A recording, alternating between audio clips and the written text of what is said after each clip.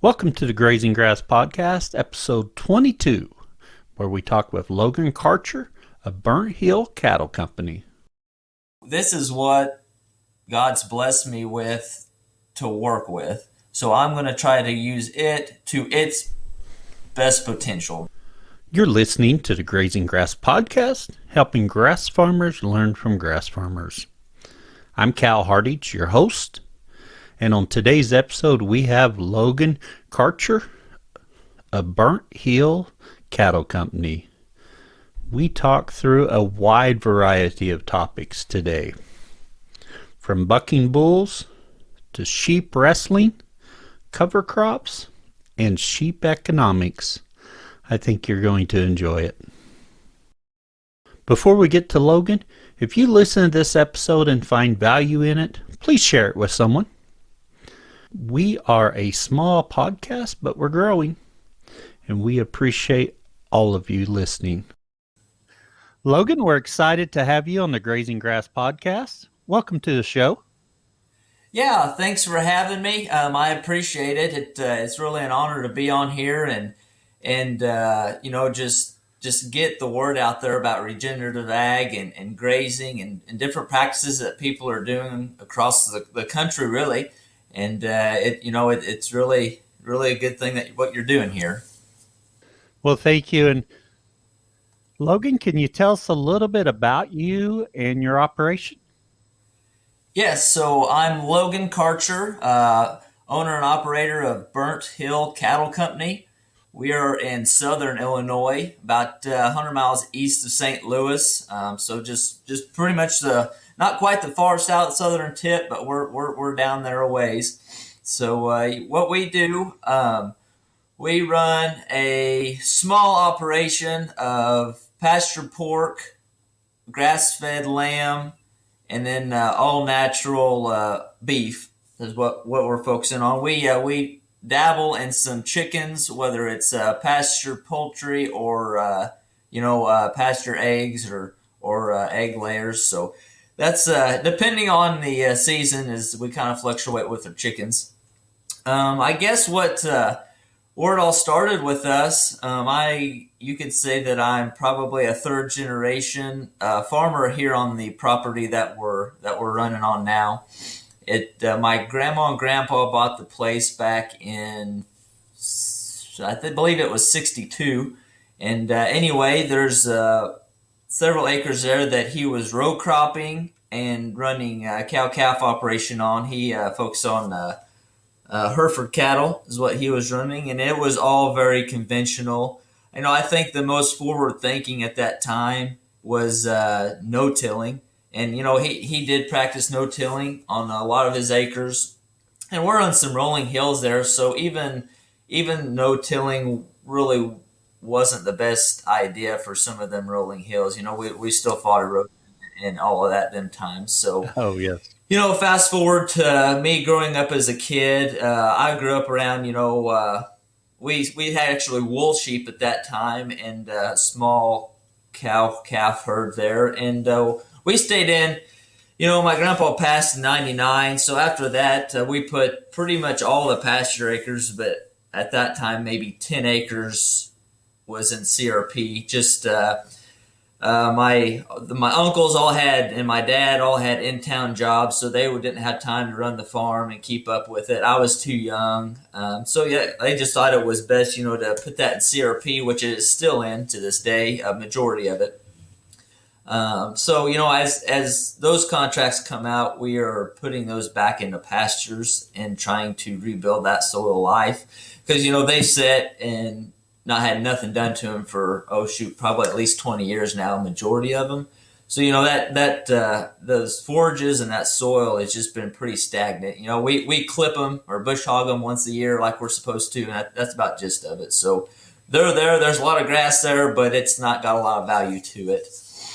I went to, like I said, I showed 4-H. I showed pigs and cows or steers and some lambs and different things like that. And that's really where I kind of always was in different classes of livestock, I guess you could say. And I bought some, originally cows I bought were some registered black Angus cows, and I was using their calves and showing them Oh, whatnot. yes. And at that point in time, as far as grazing wise, I would rotate the few small pastures that we had, but it was a very basic rotation, more or less, maybe once a month, move them off of one pasture to the next. There was no idea of stock density or daily moves. I was doing good to move them once a month. So anyway, all of our pastures were obviously severely overgrazed. But I just, feeding hay pretty much from November to April. And that's kind of what I had seen done and didn't really know any better, to be honest. Nothing against Right. anybody around me. It's just this idea wasn't even talked about or even a thought to anyone in my area at that time. So then I guess from there I went to Murray State to college there and got a bachelor's in animal science. And then I thought, well, I barely wanted to go to college. And then I ended up getting my master's on top of not even originally wanting to go to college. And I got it, and a master's of science in ag. Okay. And I really focused on animal science and reproduction is what my focus to my graduate work was. And anyway, so when I was at Murray, all of this regenerative ag or mob grazing. Now, one thing, Logan. Yes. Murray State. So you went to Murray State University, correct? That's correct. Where is that located? That is in Murray, Kentucky. Murray, Kentucky. So it's probably about an hour south of Paducah, I would say, right there. The reason I bring it up, you went to Murray State University. We have a Murray State College in Oklahoma. Same name, just except the college portion versus university portion for you. It's a smaller regional college, about, 4 hours from me. Okay, I'll be darned. Just a tangent there. So yeah, I say this is in Kentucky. Yep, for sure. So it was about it's about probably 2.5 hours from where I grew up. Oh, yes. So it wasn't really too far of a travel.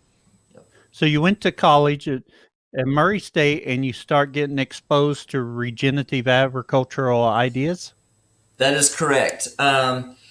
So we had a lot of the professors on the animal science side was really involved they all had their own farms, aside from teaching at the university. And they was all really involved in this. I guess my main mentor at the university would have been Dr. Jim Davis. He was actually in Tennessee, which Murray is just, it's 30 minutes from the Tennessee border. And he had a small farm there. Oh, yeah. And so it was great to have someone that had been in regenerative ag, which it really wasn't called that at that time. He always referred to it just mob grazing, or as far as that practice. So he probably had probably 6 to 8 years under his belt of doing these practices, and he was learning kind of with us, I guess you could say, as he built his farm, and he was always eager to have students that were really interested in raising livestock this way to come out to his farm, pass around ideas, help him build fence, talk about water infrastructure. And, just having him and being around him to work with him would really kind of, I guess, put me in the right path to go down this road. So, right as soon as I graduated with my master's, that would have been I believe the fall of 2015. I'm sorry, the spring of 2015. Anyway, I went spring of 2015. I went to my very first grazing school. I actually went with Dr. Davis, and he's the one that took me down there. It was at a ranch in Tennessee, and the speaker there was Ian Mitchell Inez from South Africa. Oh, yes. It was a 3-day school, I believe. And what was neat, because I was learning all of this stuff, or just graduated from all of this stuff in our classes, and then going straight to an actual grazing school, I had a lot of stuff that was fresh on my mind.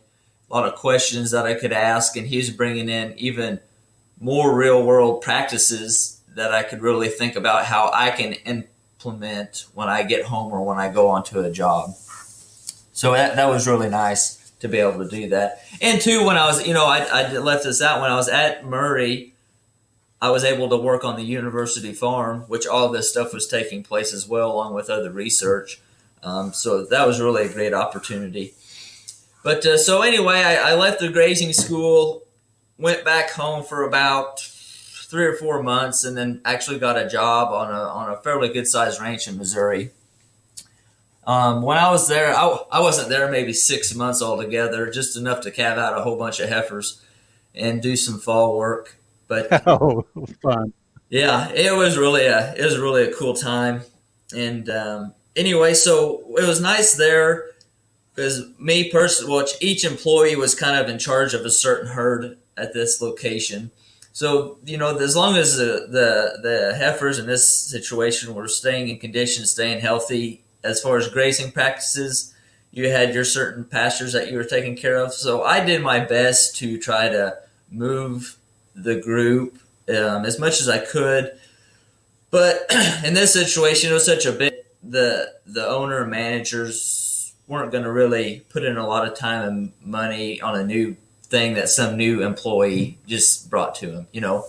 They had some ideas about it, but it's not like I had just a whole bunch of step-in posts and polywire and people saying, "Oh, just run this water and change it however you need to." It wasn't that way, but I did as best as I could. So, like I say, I was only there 6 months because I got a great opportunity to move back home and I'm like I said, that's been 5 years ago, and I'm still working here. So I guess you could say I have an off-farm job, but my off-farm job is running cattle regeneratively. Very nice. And working, and we have half of our farm is actually in row crop, and we castrate that out.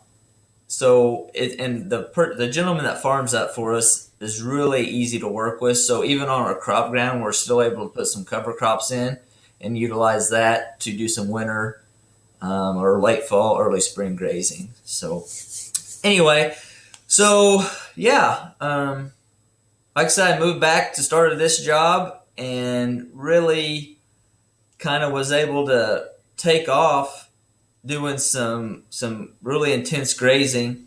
The owner of the place that I manage here is super involved in regenerative ag, loves all the ideas, just supports everything that we can do to build soil life and improve our forages. So that helps me out a lot, having that back, and we're able to do some pretty cool things with us working together.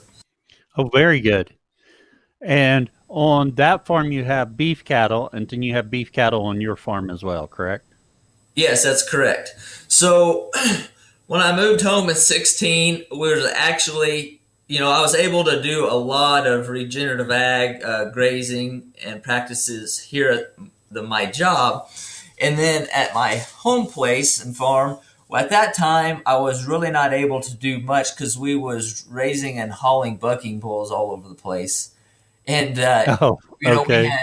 we had big rider bulls, little futurity calves, cows. I mean, we had quite the soiree of rodeo stock, and not all of them were the tamest. So to say that you could move them every day with polywire is pretty much a joke and would have not worked at all. So I was kind of getting my grazing fix, I guess, at my everyday job, and then coming home and, most of these bulls and stuff was realistically in a feedlot situation. We was feeding because the rations, the feed rations and hay quality that they needed to perform to their best potential was quite a bit different than just an old brood cow. Oh, yes. So, we was feeding them different rations for different events and so on and so forth. So I guess, and, we was gone doing that probably every other weekend, and we did that for about 4 or 5 years. And finally got to the point of I was tired of buying and feeding all this fancy feed and hay, and I was really seeing some great results here at the farm that I manage. And I really wanted my own place to be like that. And we were just destroying pasture, and it just wasn't doing right. So between that and me tired of being gone all the time, I thought, there's got to be a better deal.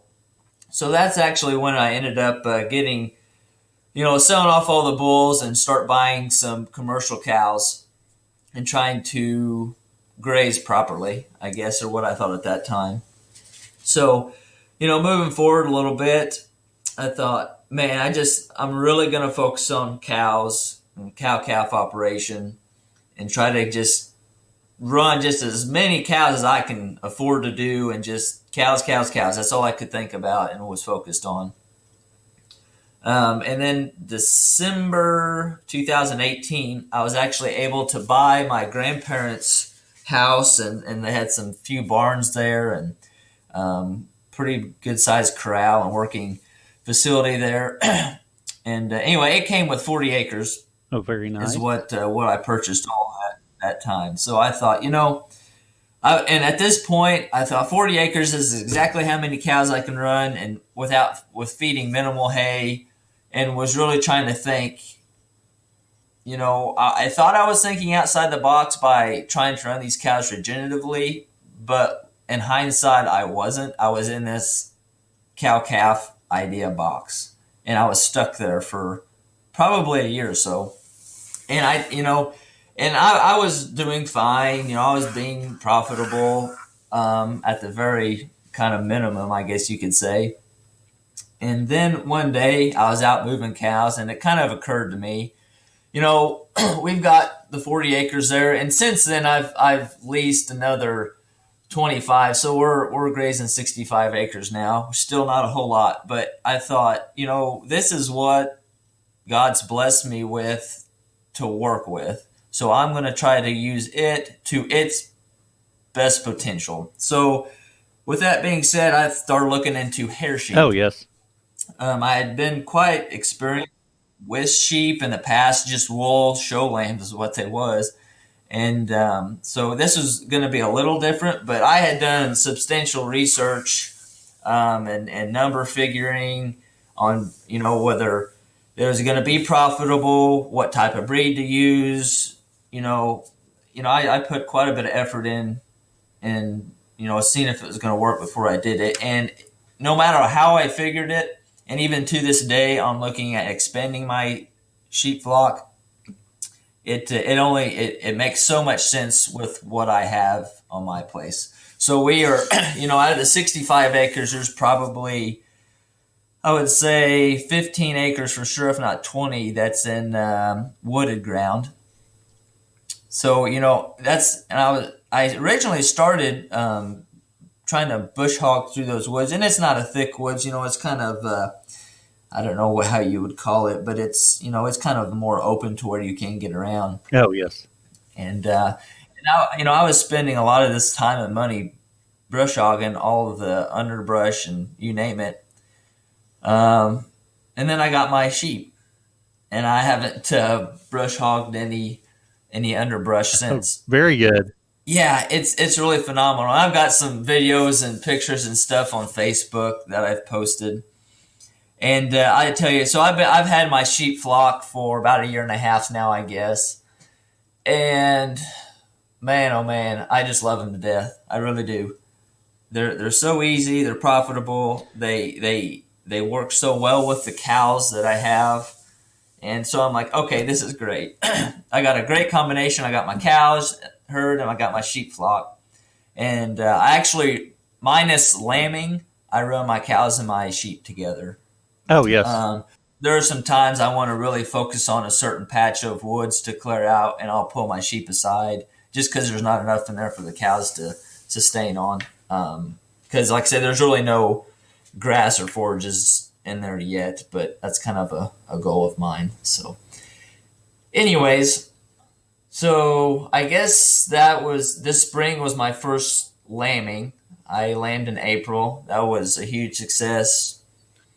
Fast forward to this fall, I butchered some of my first grass-fed lambs that was another great success. And minus vaccines and the cost, I guess, for your forage and a little bit of mineral. Yeah, it's there's really hardly zero input. So Are you direct marketing all your lambs? yes, as of now I am, and I've actually got kind of connected with some other somewhat grass-fed lamb producers and been buying some lambs off of them just because my lamb or my ewe numbers are low.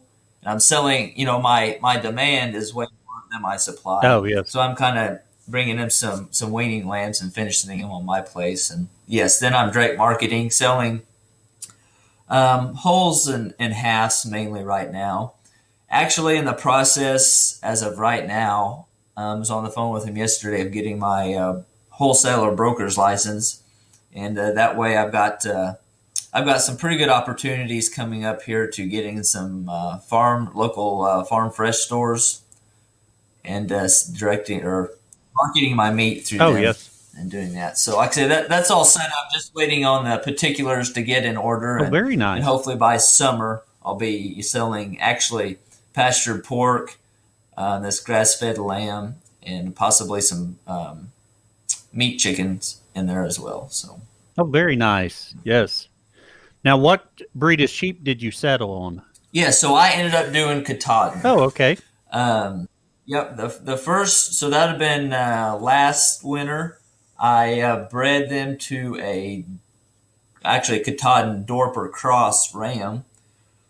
And so that'd be like the lambs I'm breeding now. And this year I went with just a straight Katahdin ram. So I guess you could say, pretty much there's a smaller percent of Dorper in there, but heavily percented Katahdin.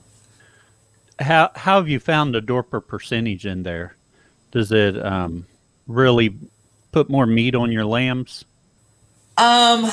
I can't say that it did, and that's, to be honest, why I went just straight back to Katahdin Oh, okay. this past year. And I'm not going to give up on the Dorper cross really, because like you said, that was originally why I went with the Dorper cross, trying to get a little bit more meat.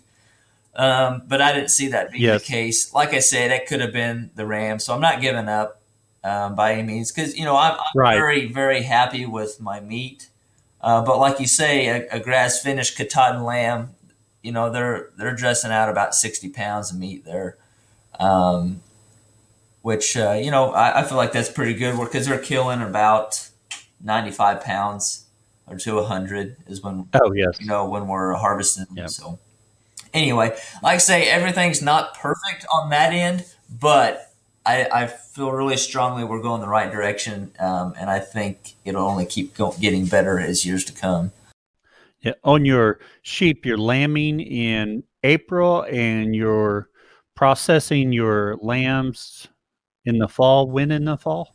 Yeah, so we're pretty much having all of our lambs in 2 weeks a time, which is super great. And that'd be the first week of April.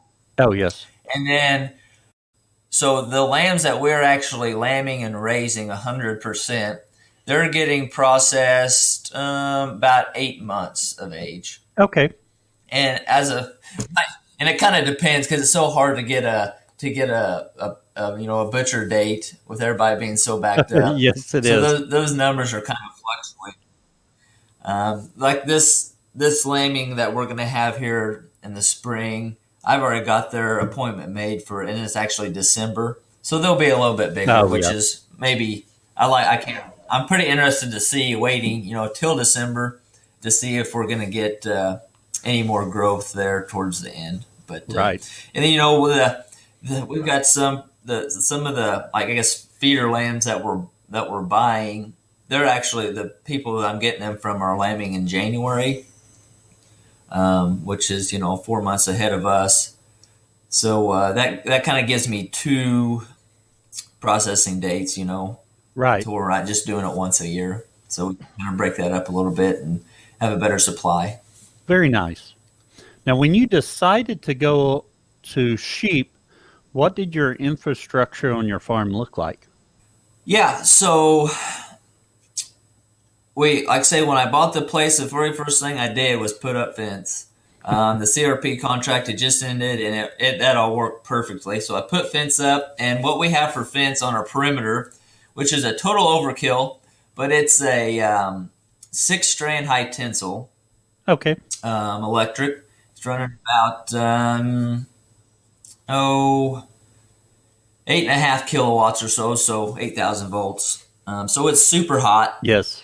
super hot, and that's great. But so we, like I say, I built the fence kind of before I even thought of sheep, and before I even realized the type of cattle that I do and will have, which are super gentle. I mean, you can pretty much walk up and pet any of the cows that I have at any point. So the fence was super overkill. Like I say, it's all wood posts. I think they're spaced 30 foot apart. So it would hold a lot of things, so I really don't have to worry about perimeter. And then my cross fence, I have in that 40 acres, I just have one cross fence, and it's 3-strand high tensile with fiberglass post 40 foot apart, just a little 1.5 inch fiberglass post. Oh, okay. And then like I said, my cross fence, I just put like a single wire bungee gate type gate in there. It wasn't feasible financially to go spend $100 or $120 on a gate when just a cross fence. So, and then as far as my watering, the only real water system I had originally was maybe a few hydrants up by the barn in the working facilities. Oh, yes. And I had one mirror fount. I guess you could say we kind of have a winter hay feeding station, or what's kind of turned into that when we had the rodeo stock. And when we had that, we put in insulated automatic mirror fount water. So between those two things, watering was really not fun. Oh, Trying yes. to, move sheep and move cows once or twice a day without making a bunch of dead spots. Because, I went out and bought probably 500 foot of garden hose or more originally, and got a little, what I got for my tank, and I still use this today, even with our new water system. It's just a 40-gallon Rubbermaid tank with a bottom float in it, and works super good. So this past fall, actually, we finally put in some pressurized water line right down the center of the farm, which is actually where our cross fence was. Oh, yes. So we went just down our cross fence and ran quite a bit of water line and put in the quick coupler water plug-in deals. Oh, very good. About every 300 foot, I think, is how we spaced them. So we have 4 or 5 of them in, and then this. So that just brings so many more opportunities to be flexible on grazing. It does. I've got some of that above ground PEX pipe that comes in 300 foot rolls. Going to utilize that a little bit to even during the grazing months anyway. We can run it any direction we want and kind of get way out there if need be. So Right, yes. You buried your water line down the fence, basically, yes, that's correct. with the quick couplers on it? Yep. So we just set up like more or less little water meter housings with I think 6-inch PVC pipe, and we just got caps for that, and you can get in and out of them super easy. Oh, okay. We put 2 shut-offs in that line just in case there's an emergency or something broke or what have you. Very good. So yeah, and like I say, the most expensive deal was just we put 1-inch PVC underground there. The quick couplers are super cheap. I had some scrap 6-inch PVC pipe that we use for our housings there, I think we did it all in a day. I think we ran 1,300 foot, I think is what we ended up doing. And so, which the ground worked well on our trencher and everything. So it was, I haven't used it hardly, maybe once or twice, just because it turned winter on us so quick. But I'm pretty excited to start using it here in the next month or two. Oh, yes. Yeah. So anyway, and then like I say, we do have a pretty good sized corral system that was there and working chute. But as far as, everything was made for cattle. So when we started trying to get our sheep flock and growing that, we're definitely finding some holes in the system because sheep are pretty sneaky. They can get in pretty small places. So when Yes. we've either had to vaccinate or sort some ram lambs out to cut, or even sorting our butcher lambs out, it's not gone the easiest, but we've made it work, I guess. Um, so that's kind of something we're looking for, probably even this year to. And I don't quite have a plan on how to transform, our cattle facilities into a sheep facility to where we can utilize it for both species. But I'm sure we'll figure something out. We've made it work. Oh, I'm sure you will. I feel your pain there. That's been one of the biggest adjustments for our hair sheep. I thought when we got them, I thought naively that I could sort them the same way I sort cattle. No bueno. That that does not work at all. Yeah, They're a total different creature, and so it deteriorated into a wrestling match. I go in, I pin them up, and I go in and grab what I need, and I wrestle it out. And I'm pretty excited because with the last lamb crop, I sold it and I purchased a chute that I've got set up. In fact, I've been meaning to make a YouTube video with my setup now, but I'm pretty excited to use it. And I've got a little chute that I can, with a sort gate on it. So I'm thinking there won't be as much wrestling with the sheep in the future.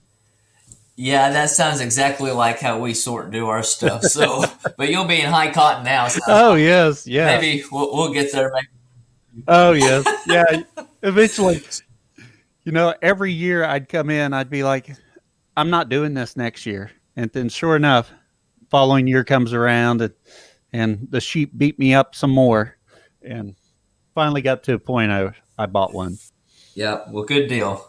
Now, on your sheep and moving them through, are you making paddocks with some poly braid or are you using electro netting?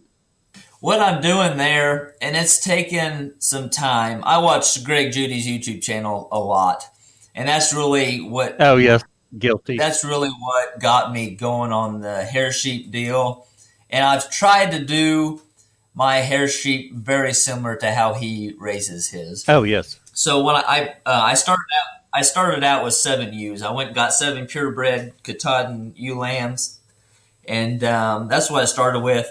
They weren't familiar with electricity at all, let alone polywire. Oh, yeah. So what I done at the time and point when I bought these ewes, my whole corral system was grown up in weeds, hadn't used it, whatever. So I'm like, this would be perfect to because they couldn't really they can get out of it, but if they're not pressured, they won't get out. Right. So I thought I'm gonna break them into some polywire. So what I did, I got which I had all the polywire, and I do use poly braid, the thickest deal Oh, that yeah. I got with the 9 metals in it. So it's pretty hot, and I got I put my step in post. Oh gosh, probably at that point maybe 6 or 8 feet apart, and I Oh, ran yes. 3 strands is what I done, and they found out pretty quick, what it was, and they I think with the 3 strands, I might have had one of them jump. It probably jumped over it, to be honest. So not a big deal. So once I moved them a couple times with that, I went to 2, then down to 1. So over that whole period, oh man, training them to poly wire, it probably took a couple months for sure, I would say.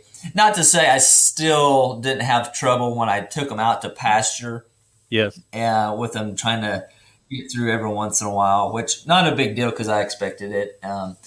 But now, like I said, I run them with my cows, and well, I don't know how I got so blessed because I don't know if I can thank the sheep or the cows, but I can run a single strand of polywire and my step-in post at about 16 to 18 inches, maybe 20 at the most, so not even 2 foot off the ground, and I can keep my sheep and my cows in together. Oh, very nice. Yes. And Yeah, and which there was some planning that went into that. I kind of trained my cows like I trained my sheep, except the opposite. I would lower my wire ever so often on my cow herd, and I was raising my wire on my sheep flock. And then finally, I just put them together because where I was on my cow wire, the sheep could go in and out underneath of it, not even think about touching it. Right. Whereas the cows could walk over what the sheep really needed to be. So Yeah. anyway, over a lot of putting animals back into the correct paddock over several months and just kind of fighting with it a little bit, we're to a point now to where it's kind of commingling very nicely. Knock on wood, because it could change tomorrow. It could, but it sounds like it's going well right now. Now, I don't think we talked about what kind of cattle do you have? Yeah, nothing really specific. I guess you could say mostly Angus cross. Okay. And I cross them, and they're crossed between a South Pole or a Hereford, either or. Oh, yes. So I have some, percentage South Pole stuff, percentage Hereford stuff, and I actually do have a handful of Longhorns that more or less gave to me for some reason. I'm not sure how.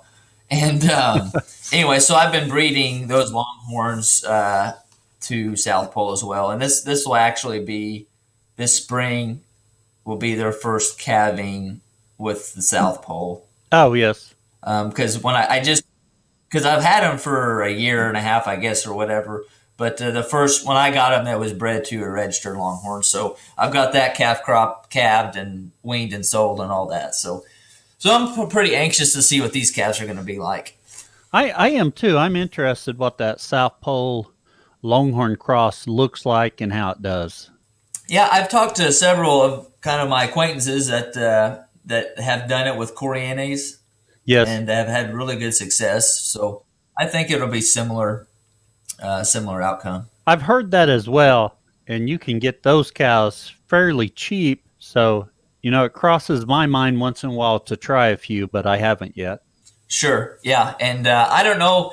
I think I probably would have jumped on that bandwagon too a little bit, but like I say, it kind of was thrown in my lap, so I took the opportunity. So we'll see. I think it'll be okay. But you're right about it's so much of a cost difference, and they're smaller framed. Oh yeah. They're pretty efficient cattle. So right. Now you mentioned earlier, you have some tilled ground that you lease out, but you're able to plant some cover crops and graze.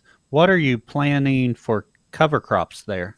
So we've tried a few different things, and like I say, this is a place that I work. I guess mostly the thing that we've had the most success with would be ryegrass. Oh yes. We've done we've tried to do some oats and some turnips and different things, and we haven't had great success with those. And I think part of the reason the ryegrass is working, maybe some of the other stuff is ryegrass just grows. It grows so good for us here. Yes. And what we've done on that tilled ground, we've kind of just thrown it in there, I guess you should say. We've not done a lot of prep work, or the farmer hasn't, because he's still farming really conventionally. He's just letting us, if you want to try it, I'll give you the opportunity. Oh yeah. So I can't say that the cover crops are really benefiting our soil health just because he's coming in there and throwing all kind of fertilizer and chemical and what have you on it. But I guess it's benefiting us as far as grazing time. Oh yes. So we're really kind of hoping to change his mind on some things. We've got a little piece of ground here. We're going to kind of work with him this year and do some experimenting on to maybe let him see, the difference in conventional and regenerative as far as on the row crop side. So. Oh, very good. Yeah, several years here we've done a Sudan grass mix, Sudan cowpeas, whatever. So I can't think of what else we've done. But anyway, we had great success with Sudan here, and we've done that a lot. We've wet baled it, we've grazed it. Those are the two main things we do with it. We try to put in probably probably at least 50 acres of it every year on our pasture, or some areas of our pasture, I should say. And it's a great, especially in tough years where we're maybe a little dry or something. It's a great to put in, and has given us a lot of relief on our other pastures, having that in there. Are you putting that in with no-till? Yes. Okay. Very good. Logan, we've reached the part of our show for our overgrazing section. It's our new section that we dive deep into one of your practices. What are we going to talk about today? I would say, on our hair sheep, in my opinion, and what I can see is probably the most beneficial to our farm in several ways. So I would say we could probably talk about our sheep flock some more. Okay, let's dive in deeper. And one thing we mentioned was the economics of it. So you said you had considered cattle, considered your acreage, and figured sheep, and sheep just turns out to be better on paper than cattle for you. Tell us your numbers or how you got to that decision. Yeah, so, what the first decision was, okay, do I want to mess with another entity on the farm? Right. And it was pretty evident that I needed something else there to utilize our wooded ground or our rougher pasture. And something I guess I left out, we're on coal mine country, and there's actually a coal mine just half a mile south of us. Oh, okay. And not only do we have the coal mine there, we have a pipeline that runs through our whole property. And 4 or 5 years ago, when they mined under us, they dug that pipeline up, which was probably our best pasture that we had. So when I say I'm starting from scratch, I was literally starting from scratch. They left me with a blank slate of clay. Oh, yes. No topsoil, no nothing. So No. So there was several acres there that I have been really struggling with. Oh, yeah. Just trying to get fertility there, trying to get something. Unrolled a tremendous amount of hay. So I thought, we're fighting with a lot of forbs there, and the sheep just eat it up. So, but between that piece of ground and the amount of wooded area that we had, it just made sense for me to go with the hair sheep. I did go back and forth between pastured pigs in the woods or wooded pigs, however you want to say it, Right. and the sheep. I ended up actually doing both, but since we're talking about sheep, we'll leave the pigs out of it. Okay. Going forward, okay, I knew I wanted the sheep. I knew that'd be a good entity to have to utilize what I had to offer an animal. So, like I said, watched Greg Judy a whole bunch. Did a lot of research online, read some books. I'm subscribed to Stockman Grass Farmer magazine or paper, which I think every grazer should have that. Oh, I agree. That is a great thing to read every month. I look forward to it. Anyway, so there's always several articles in there about sheep and whatnot. So I got all of my data together as far as stocking rates, breeding, gestation, sicknesses they could have, things to look for, just anything that entails a ewe. I pretty much had it in front of me. So I broke it down. So for every one cow, you can technically run 5 sheep per that cow. Yes. So, okay, I got that down. But then you think, well, shoot, that's only 5 lambs that are worth, $100 versus one calf that, could be essentially worth $600-700. How does that make sense? Well, and this is on a lambing once a year basis. Oh, yes. I knew that from the get-go. I was going to lamb once.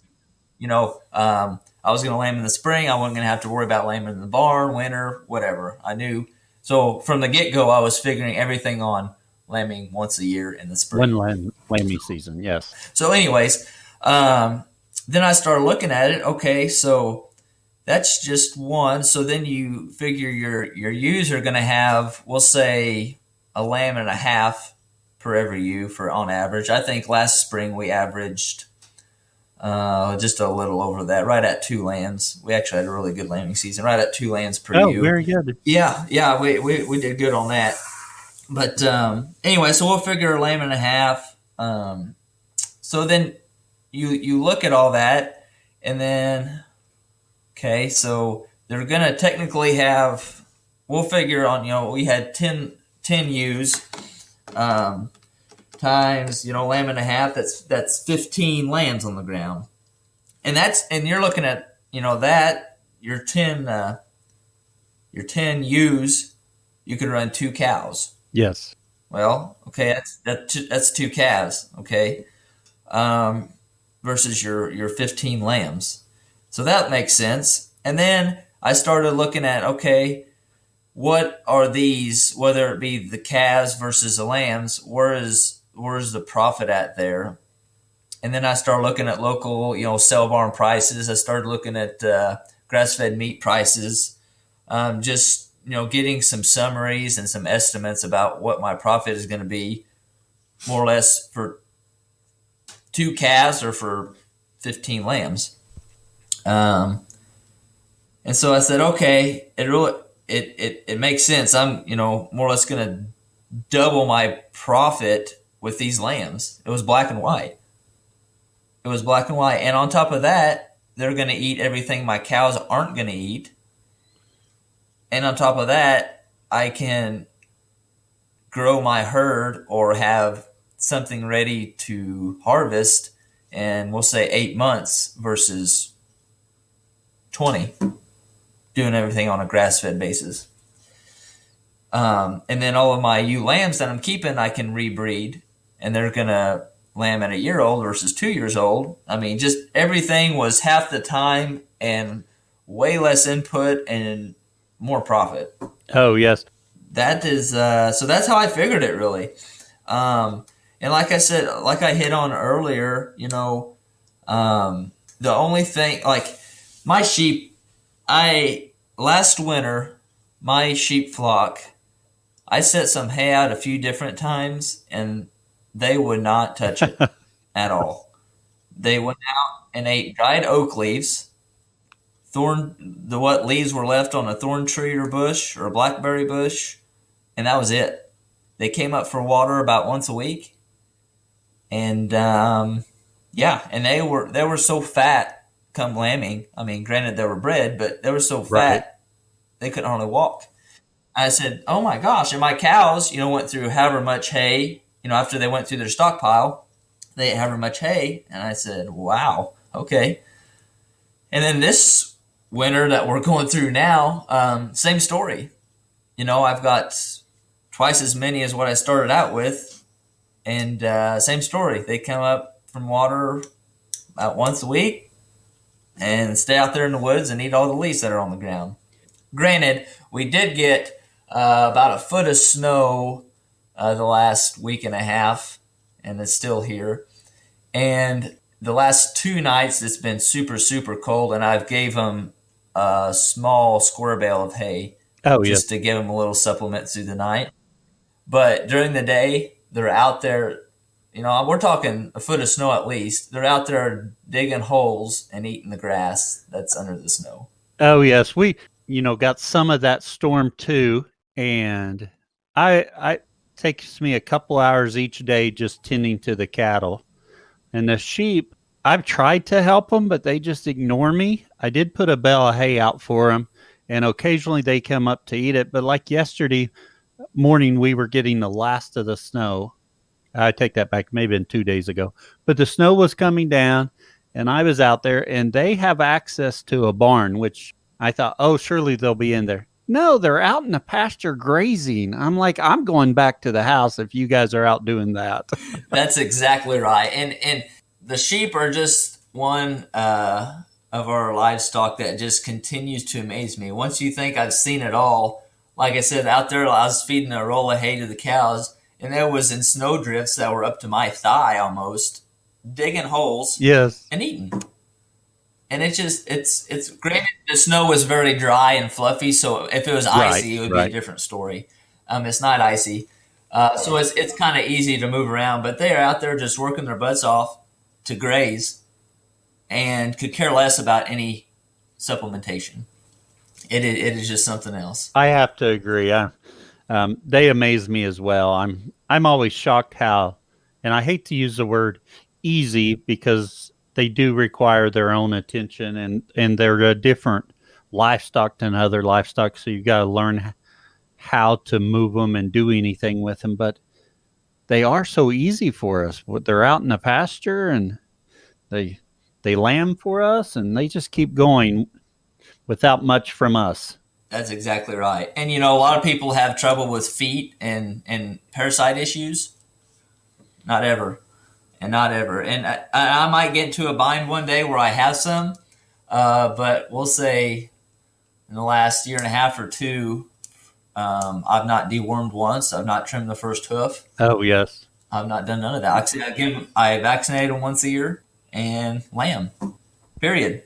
I'll tell you what I did on the sheep. I purchased a flock, and I had a few ewes come up limping. I immediately got rid of them, and any that just required extra attention, I just got rid of them. And that was a little difficult in the beginning because you just spend the money and you get them going. Um, I had trouble finding a flock to buy, and I found this flock, and I thought, oh boy, I'm jumping in. And then now, if that happened today, I'd been a little bit more selective and been like, I'm not sure I want all those. However, I got them, I culled them hard, and now I've got no worries about. I never have one come up limping. I haven't wormed in or dewormed in ages. I don't know when I last did, which just amazes me. Absolutely. And like I said, that totally makes sense. You just drop all this money on the flock and thinking you're going to sell some culls already, but it Oh like you yeah, said, it pays off in the end. it does. It's hard It to is do, worth it. but if you can do that, it makes a big difference. That's exactly right. So, yeah, I as far as the sheep go, I produce quite a bit of freezer beef and things like that. So, I'm always going to have a cow calf herd, but um, one thing that I just want to see really excel and grow is my sheep flock. Oh yes. And if it does half as good in the next 5 or 10 years or whatever as it does done in the last two, it'll be really a blessing. It really will. Very good. Yes. Logan, we've reached the time in our podcast for our famous four. It's the same four questions we ask of all of our guests. And our first question is, what's your favorite grazing grass related book or resource? I think you learn something so much different from each author in each Yes. book. It'd be hard to say my favorite because I've taken away so much from each book I've read. The one book that I actually just finished 2 days ago was Greg Judy's No Risk Ranching. Oh yeah. It talks a lot about how to properly lease and set up paddocks and lease ground and different things. That was really beneficial because it just is pretty relevant to me when I'm doing some things right now on some lease ground. So that was super beneficial. And just honestly, I probably learn more every month from the Stockman Grass Farmer than I have, consistently Oh yes. than I have any book. Those are both great resources. I reread that No Risk Ranching every once in a while. In fact, I just reread it at the beginning of this year. Okay. Then, yes, the Stockman Grass Farmer is always a great resource. Yep. And another, which, another thing, it's not a book, but, we've went to a lot of grazing schools, Oh yes. that they're kind of pricey. I that's 100% for sure. But man alive, just the networking you can do with other farmers across the country really is worth a Oh lot. yes. We've listened to Dr. Alan Williams speak several times, and you know, we've been to more or less the same exact school 2 or 3 times. But between the people that are attending, what he's got on his mind that day, the questions asked, it's a totally different Oh school, yes. realistically, and just always going over. Even if this is the same thing, you're just refreshing it all in your brain. And what you're going through at that time that you go to that school is different from the last time you went. So you're going to have different questions. The things that are talked about are going to hit your mind differently to where it might get you out of a box you're kind of stuck in. So yeah, I'm a big fan of grazing schools. We've been to soil health academies with Understanding Ag. Just so many great opportunities. If you can afford it and you got time to go, it don't matter. I'd highly recommend those for sure. Aside from books. Very good. Our second question, Logan, is what tool could you not live without on your farm? Oh goodness. Aside from polywire and step-in post, I would probably have to say any of my ranch horses or my cattle dog. I actually raise and train ranch horses kind of on the side, and we utilize them like if we're grazing yearlings and stuff. We actually do all of our cattle work on horses. So we'll if we're bringing everything up to vaccinate or do whatever we'll herd them with horses, and if we got one with pink eye or a yearling that's got a respiratory issue, we'll actually go out there and rope it, lay it down, and doctor it right there. Oh yes. And when I first started doing that, I'm like, just thinking about stressing issues. I thought, man, I don't know, but it is so less stressful. And because like if you've got one yearling to doctor, you're messing with him and not the 100 others. Oh yeah. And they just stand there and look at you. And all of our cattle are pretty calm because like we're out here all the time with them, moving them, so they see us and whatnot. But like our daily moves, we'll just get on a 4-wheeler and roll wire, unroll wire, and really as far as, and like I say, unless we're gathering, pretty much can go out there on foot or anything else and holler for them, and they'll be right there in your pocket. Very nice. Yeah, I would say for sure probably one of my horses and my dogs. Oh yes. Our third question: what do you wish you knew when you started down this path, or what would you tell someone just getting started on their grass journey? What I wish I knew. Boy, that's hard to say. But what I could definitely tell somebody is never stop learning or trying new things. Oh, yeah. You have to make mistakes to learn. And mistakes are a good thing in my mind, because if you're not making mistakes, you're not trying. I think you should read, you should talk to other grazers, experienced or new. Go to as many classes, just listen, look, pay attention, observe, no matter what you're doing. Like I say, just try. Don't be afraid to fail, to be completely honest. Don't be afraid to fail. Yes, excellent advice there. Yes. I make plenty of mistakes, and I plan to make a few more. Absolutely. And this grazing thing is addicting for me. I can't wait to try something new, or to see what is going to work or what's not. A lot of times I get myself in a bind time wise, not having enough time to try to do everything. Oh yes. Yeah, it's exciting. It's just plumb exciting. That's all there is to it. Yes. Where can others find out more about you? Yeah, so we have. I'm honestly not very big on social media or anything like that, but here recently I finally broke down and got a Facebook, and so we are on Facebook. Oh yeah. We are on Facebook under Burnt Hill Cattle Company. So you can find us there, and my phone number and my email's on that. Obviously, you can message me through that. Anytime we have any meat sales, or I try to, it'll be on there. Just a lot of that's where it all happens, I guess, is Facebook. So very good for sure. And actually, I've got the Burnt Hill page there, and then the place that I manage here is Faraway Farms and Arena.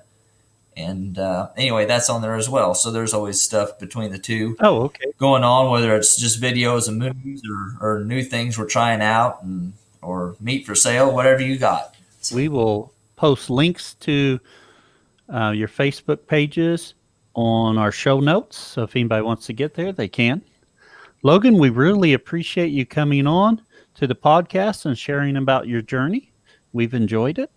Yes, sir. I'm very happy to be here, and appreciate you having me on. It's been a good time, and hopefully, we'll through what you're doing here will inspire some new grazers and just get the word out about regenerative ag and what we really need to do to kind of save our soils and improve our forages. I hope you've enjoyed this conversation with Logan. We covered a wide range of topics and discussed sheep quite a bit. Like I mentioned at the beginning of the episode, share this episode, as well as leave us a review and a rating wherever you listen to podcasts.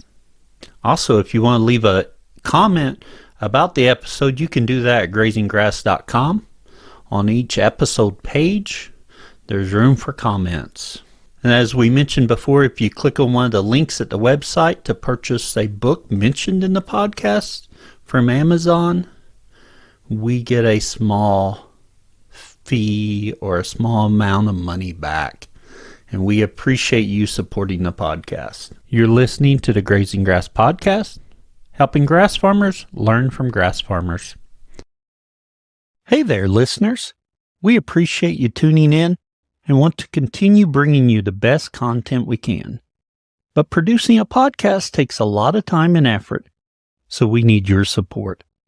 You can help us out by joining the Grazing Grass community and becoming a supporter for exclusive content and early releases. Also, you can buy our merch to show your love for the show, or by using our affiliate links to purchase products or services we recommend.